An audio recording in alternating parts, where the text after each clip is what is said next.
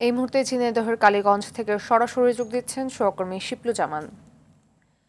শিপলু, সংসদ সদস্য আনোয়ারুল আজিমের মৃত্যুর খবরে কি বলছে পরিবার ও স্থানীয় নেতাকর্মীরা?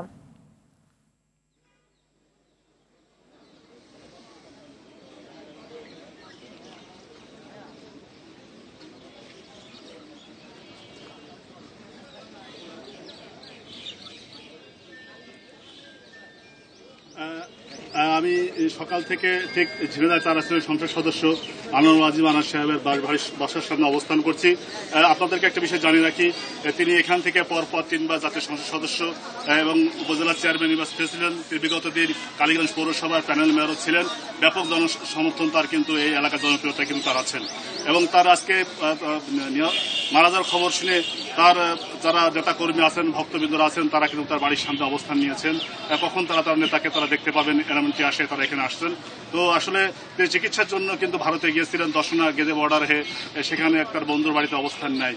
সেখান থেকে চিকিৎসা করতে বের হতে যেয়ে তিনি আর ফিরে আসেননি। তারপর থেকে তার পরিবারের নেতা কর্মীরা তাকে মোবাইল ফোনে না পেয়ে তারা কিন্তু হতাশগ্রস্ত হয়ে পড়েন। তারপর থেকে কিন্তু উৎকণ্ঠা সুরেন্দ্র নেতাকর্মী এবং তার পরিবার সদস্যদের মাঝে।